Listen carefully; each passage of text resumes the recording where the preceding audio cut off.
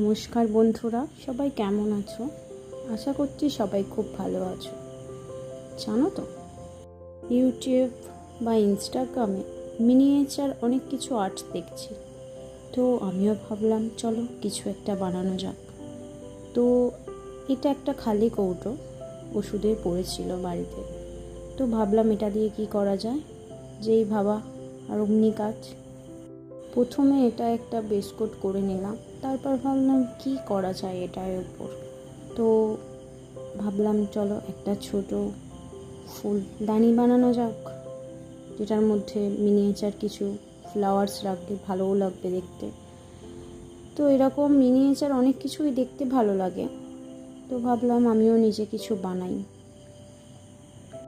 আজকাল দেখি ইউটিউব বা ইনস্টাগ্রামে মিনিয়েচার এত কিছু আর্টস হয়, দেখতেও ভালো লাগে, নিজের কাছে থাকলেও একটা ভালোও লাগবে।